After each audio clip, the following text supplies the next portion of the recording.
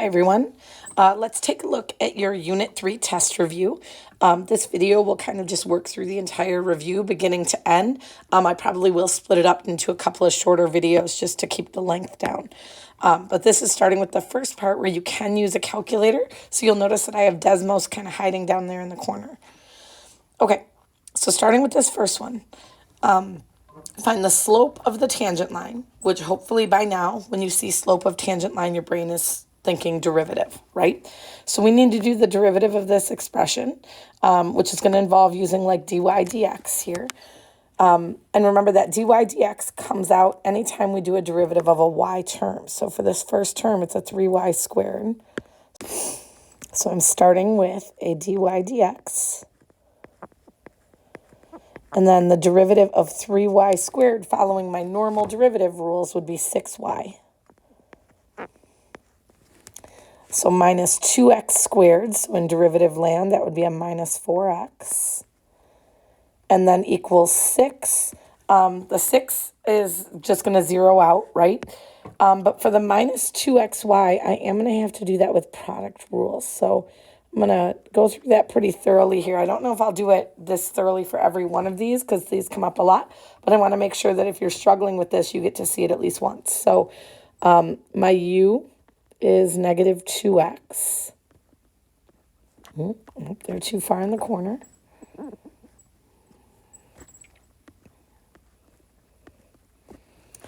And my v is the y. So then u prime would be derivative of negative 2x, which is negative 2. And v prime is the dy dx. That's what that represents.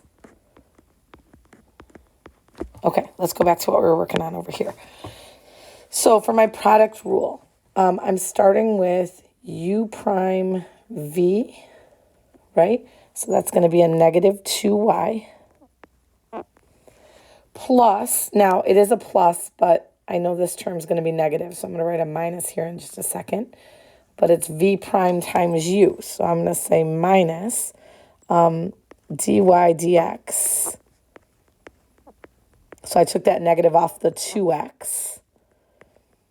Okay, so again, let me just point to what I just did there. This negative sign right here came from the negative 2x. So 2x with the negative out there. I just think that makes it easier. You could also write this as a plus with a negative here, but then sometimes people get confused about how to move it to the other side. Okay, so speaking of that, that's what I'm doing next, right? Is I want to move the dy dx's to one side and move everything that's not a dy dx to the other. So over here on the right side, I'm going to add a dy dx times 2x. And add a dy dx times 2x here. So that's going to take care of this, right? That's going to go away. I also want to take that negative 4x there on the left. I'm running out of color options here, but and I want to move that to the other side as well. Now, I'm putting it underneath the negative 2y just because that's what's going to stay there. I can't actually add those things together, right? So this left side now is going to say dy dx. And in the parentheses, I'm going to say 6y plus 2x.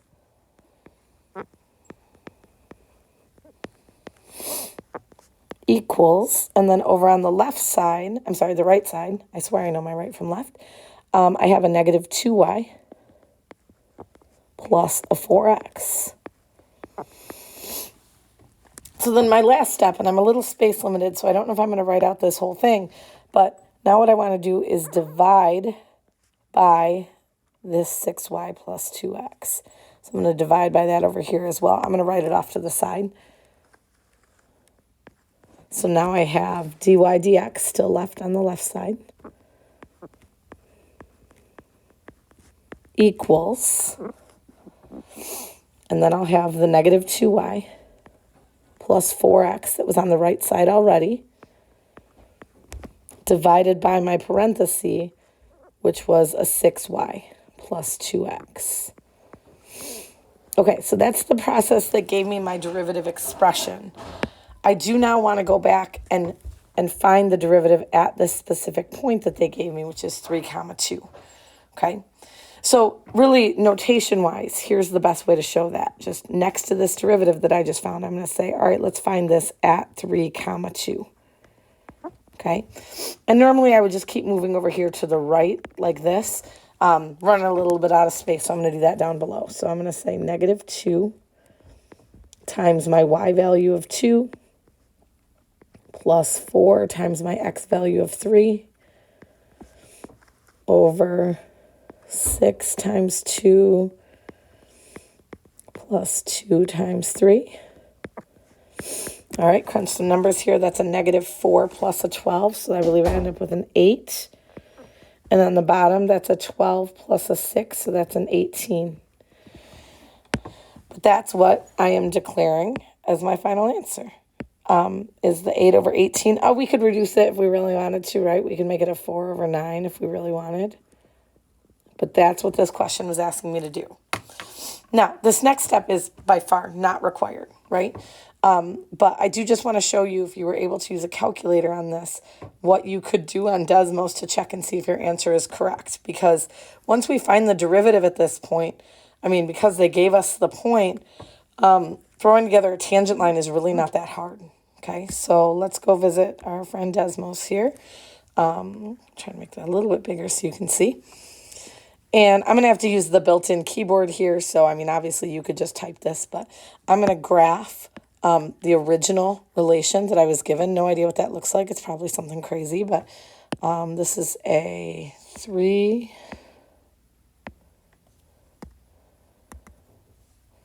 y squared minus 2x squared equals 6 minus 2xy. Okay, so that's what this function looks like. And then what I really want to look at is the point 3 comma 2.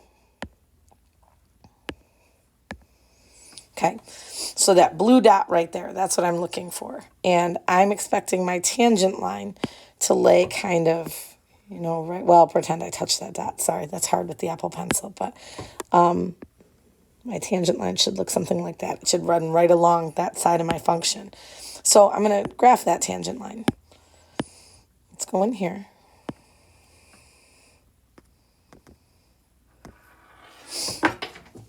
And we'll say y minus my y coordinate, which was 2, right? Whoops.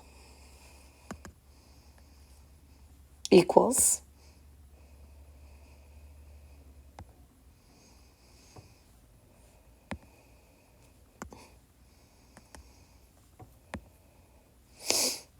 my slope, which we said was 8 over 18. And then parentheses x minus my x coordinate of 3. And so you can see that green line is exactly what we were shooting for, right? It's got the correct slope to be tangent to the graph at that point. That right there is exactly what I was hoping to see as a tangent line. And that's enough for me to decide that my slope is correct. So definitely something you could do on a test if you wanted to check and see if your answer came out correctly. All right, let's make this guy go away. Okay, we'll carry on with number 2 here. So I've got another function, or I guess it's, well, probably not a function. But I just want to know, is it increasing or decreasing? Now, I gave this to you on the calculator section. So, I mean, could we get away with just graphing it? Maybe. We certainly couldn't on the AP test. We'd have to justify that. And I would actually expect this to be on a no calculator part. So we're going to do it as though we don't have a calculator available. Anytime I ask you this question, what I'm really asking you is the derivative positive or negative? I don't have enough space on here to write that in, but the question I'm asking is the derivative positive or negative? So the first thing we need is a derivative. So just like before, my 3x squared becomes a 6x. Now, my 5 natural log of y, I know it's going to have a dy dx because it's a term that involves y, times My derivative of natural log of y, I would normally say is 1 over y, and then it's getting multiplied by this 5.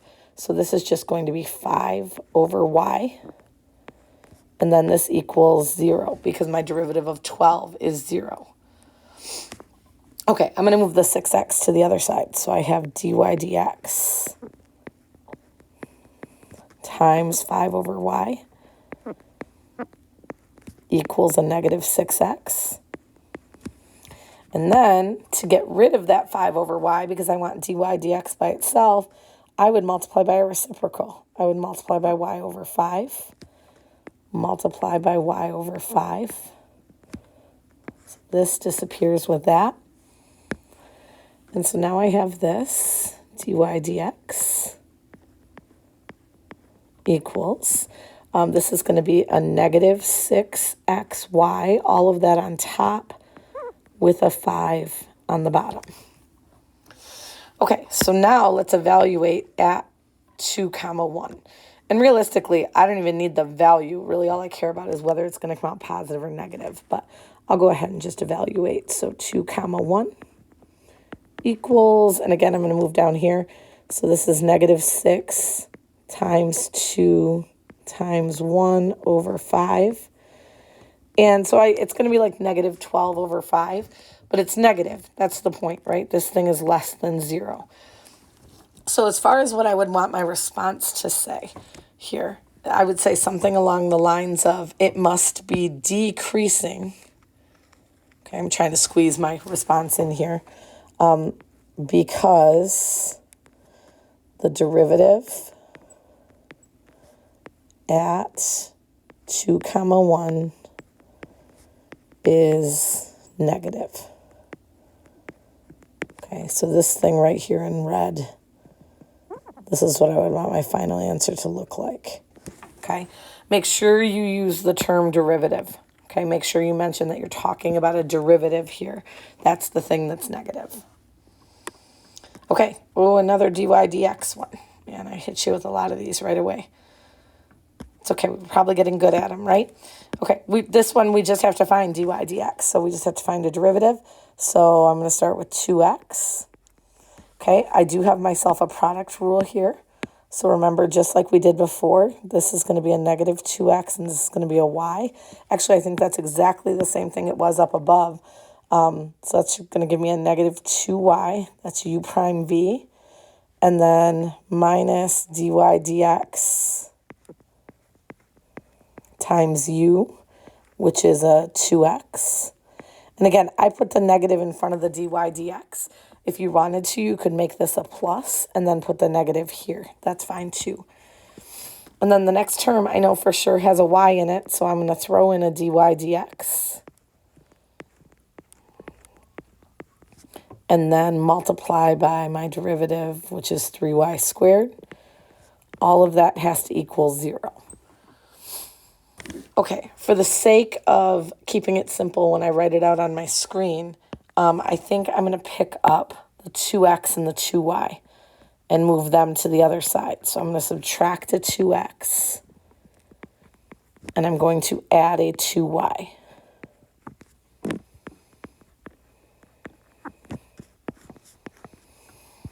And in this same step, I'm going to go ahead and factor out the dy dx. So now this side looks like this, dy dx,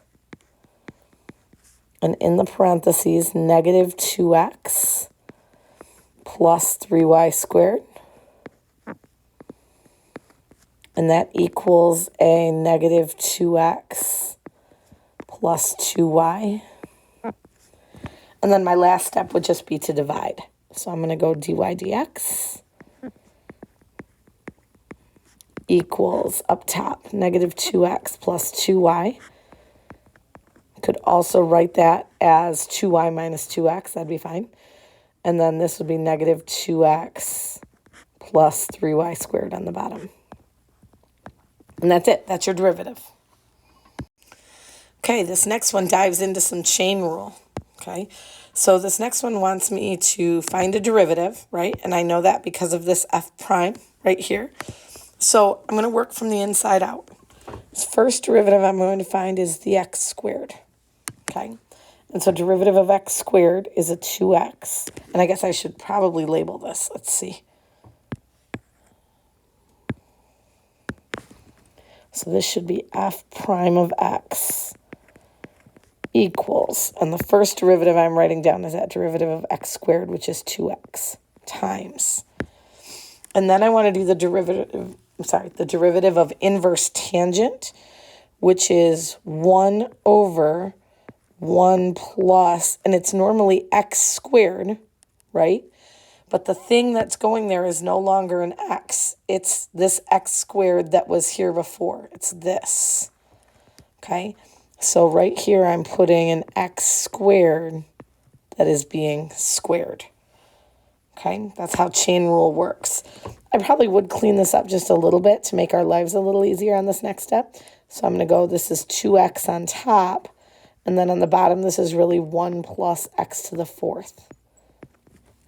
So there's my derivative, and then I want to find that at x equals square root of 3. So that's going to be 2 square root of 3 over 1 plus square root of 3 to the 4th power. Not much I can do on top there. That's staying just 2 square root of 3. On the bottom, square root of 3 to the 4th, that's going to be like 3 squared. So that's a 9. So 1 plus 9, I get a 10. And this is probably where I would leave my answer. We could reduce it a little bit more, make the 2 over 10 into a 1 over 5. But for the most part, that's it. Okay. Next one. Same kind of idea. I need an f prime, right? So my inside function is all of this. So I need the derivative of that, which is 3x squared plus 5. Now, this next part is tricky because now what I want to do is multiply by the outside derivative. But what you really have to pay attention to is this is an addition expression, and I want to take all of that, everything that's in red, and multiply it by whatever comes over here. If I leave this alone, right now it only looks like the 5 is being multiplied. So really, really important that this thing gets wrapped in a set of parentheses. If you wanted to be sure, I mean, it could always be parentheses. Like we could go up here to the problem you just did and put parentheses there. But definitely when you've got addition involved. Okay, so remember that the square root function is the same thing as a function to the power of 1/2. So for my derivative, I'm going to say 1/2 something and then to the negative 1/2 power. Because that's how a square root derivative works. So you subtract 1 from the exponent. That something is everything that was circled in red a minute ago. So x cubed plus 5x plus 121. I'm going to clean this up just a little bit because I do think it would look a little different if you had to choose it in like a multiple choice scenario. I'm definitely going to have a fraction because I have a fraction here, and then also this is telling me this thing lives downstairs. So the 3x squared plus 5 is going to come up on top of the fraction. On the bottom of the fraction, I have this 2. And then this thing is really a square root, right? That's what a power of 1/2 does. It's a square root, but because it's negative, it lives on the bottom. So this would be an x cubed plus 5x plus 121. So that's my derivative. And then I want f prime of 0, right? So that would be 3 times 0 squared plus 5. It's going to be an 8 over 2 times 0 cubed plus 5 times 0 plus 121. Okay, so that whole bottom just becomes the 121. I guess let me swing back up top. 3 times 0 squared is just 0, so I just have a 5 sitting up there. On the bottom, this is really just a square root of the 121 because everything else cancels out. So that's an 11. and then times the 2 that's sitting out there. This is going to be a 22. And that's your answer, 5 over 22. Another thing that I want to show you Desmos-wise that you could do here, and this would work for anything where you're being asked to do like a numerical derivative. And I did just kind of jump in here and assume that I had to do this by hand. But if this is on the calculator section, what I'm about to show you is totally fair game. Okay, so on Desmos, I'm going to go ahead and type in my function. So it's a square root of x cubed, come down, plus 5x plus 121. Whoops, missed a 2 there. There we go. Okay, and I don't even know if I can see it on the graph. There it is. Okay, it's a funky square root function.